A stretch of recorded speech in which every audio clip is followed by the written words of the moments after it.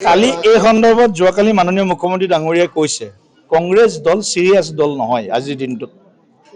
এই কথাটো মই পুনৰ পুনৰাবৃত্তি কৰিছো মুখ্যমন্ত্ৰীৰ যেটো ওঠৰ ভাষা তেওঁলোকে মইতো এটা প্ৰশ্ন মই কংগ্ৰেছ দলৰ লোকসভাৰ উপদলপতি গৌৰৱ গগৈ খুদিব বিচাৰিছো আজি 4-5 মাহ আগত যেতিয়া বিহালীৰ নিৰ্বাচন হল উপনিৰ্বাচন গৌৰৱ গগৈ ডাঙৰীয়াই সুবুৰিয়ে ঘূৰিলে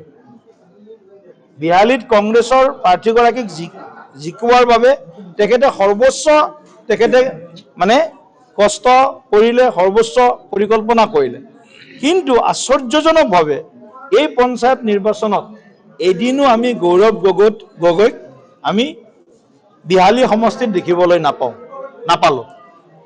বিহালী সমষ্টিৰ সংখ্যা আপোনালোকে শুনিলে আৰু মানে আপোনালোকে আনন্দ পাব ৰাইজে আনন্দ পাব বিহালী সমষ্টিৰ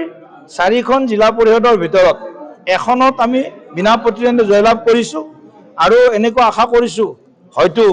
কোনোবা ক'ৰবাত ইন্ডিপেন্ডেন্ট আছে অহা 17 তাৰিখৰ ভিতৰত আৰু এই আসনৰ সংখ্যা আমাৰ বাঢ়িব জিলা পৰিষদত তাৰ লগে লগে এপি মেম্বাৰ 21 জনৰ ভিতৰত আমি 15 জন এপি মেম্বাৰ বিনা প্ৰতিদ্বন্দ্বিতাৰে নিৰ্বাচিত হৈছো বিহালী সমষ্টিত 21খন পঞ্চায়তৰ 21 জন আঞ্চলিক পঞ্চায়তৰ সদস্য তাৰে ভিতৰত 15 গৰাকী আমি বিনা প্ৰতিদ্বন্দ্বিতাৰে নিৰ্বাচিত হৈছো কংগ্ৰেছে প্ৰতিদ্বন্দ্বিতা কৰা 210খন মানে 21খন পঞ্চায়তৰ 210খন মানে আমাৰ ওয়াৰ্ড মেম্বাৰ আছিল 210 খনৰ 125খন আসনত বিজেপি বা মিত্ৰ দলৰ সমৰ্থিত বুলি ক'ব নোৱাৰো কিন্তু আমাৰ লগত সম্পৰ্ক থকা তেনেকুৱা ব্যক্তি বিনা প্ৰতিদ্বন্দ্বিতা নিৰ্বাচিত অৰ্থাৎ কংগ্ৰেছ তাত অৱস্থিতি তেওঁলোকৰ আজি নাই বুলি ক'লেও ভুল কৰা নহব অৰ্থাৎ ৰাহুল গান্ধী ডাঙৰীয়াই বিহালী সমষ্টিৰ কথাটো বাদ দিয়ক তেওঁ বাৰু মানে টুৰিষ্ট হিচাপে তেওঁ আহে আৰু যায় বাৰু বিভিন্ন সময়ত কিন্তু বিহালী সমষ্টিৰ প্ৰতি তেওঁ দায়িত্ববোধ থাকিব লাগিছিল বিহালী সমষ্টিৰ তেওঁ এবাৰো নহাৰ কাৰণটো ৰাইজকটো বাদেই দিলো আমি বিহালী সমষ্টিৰ ৰাইজ বাদ দিলো বিহালী সমষ্টিত কংগ্ৰেছী কৰ্মীখিনিৰ কথা এটলিষ্ট চিন্তা কৰিব লাগিছিল মানে গৌৰৱ গগৈ ডাঙৰীয়াই কংগ্ৰেছী কৰ্মীখিনিৰ কথাও গৌৰৱ গগৈ ডাঙৰীয়াই চিন্তা নকৰিলে গতিকে এইটো প্ৰশ্ন মই বিহালীবাসী ৰাইজৰ মাজলৈ এৰি দিছো অসমবাসী ৰাইজৰ মাজলৈ এৰি দিছো এতিয়া এইবিলাক কথাটো আপোনালোকৰ মাধ্যমত আমি গম পাইছো আপোনালোকৰ মাধ্যমতে আমি শুনিছো আৰু যেতিয়া জুই জ্বলে তেতিয়া ধোঁৱা ওলায় গতিকে নিশ্চিতভাৱে কৰবাত জুই কোনোবাই জ্বলাইছে ধনৰ লেনদেন কংগ্ৰেছৰ কাৰণে এইটো একেবাৰে সাধাৰণ কথা এটা টিকেটৰ বিনিময়ত মানে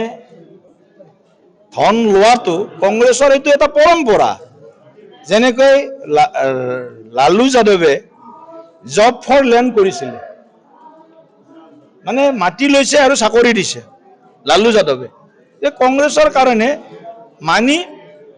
আৰু টিকেট এটা মুদ্ৰাৰ ইপিঠি ধন আৰু টিকট এটা মুদ্ৰাৰ ইপিঠি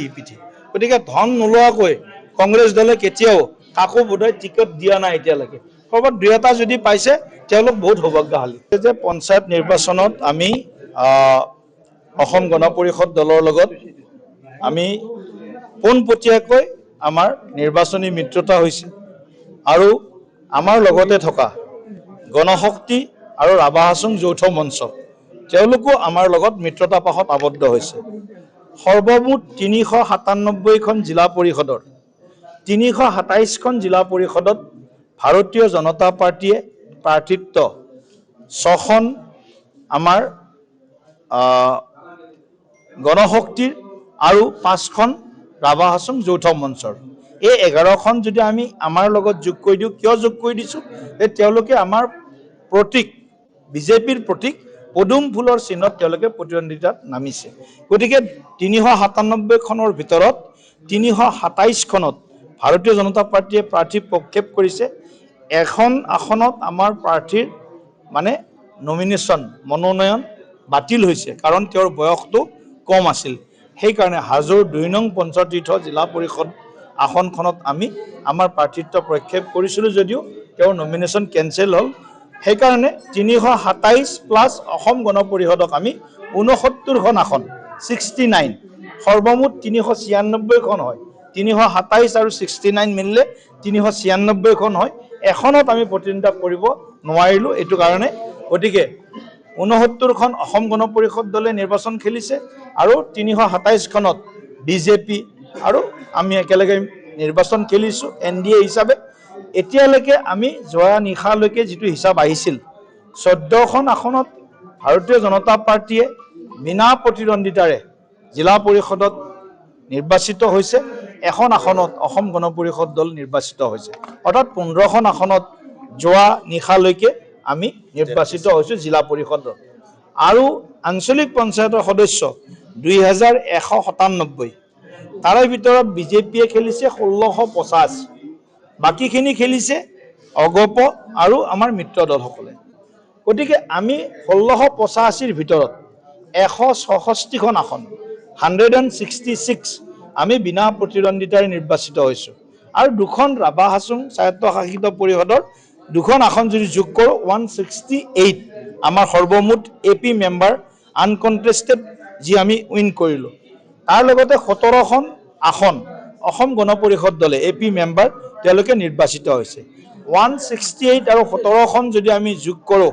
192খন আসনত আমি এতিয়ালৈকে AP মেম্বাৰত আমি জয়লাভ কৰিছোঁ। আৰু হাজাৰ হাজাৰ আমাৰ GP মেম্বাৰ আমাৰ সমৰ্থিত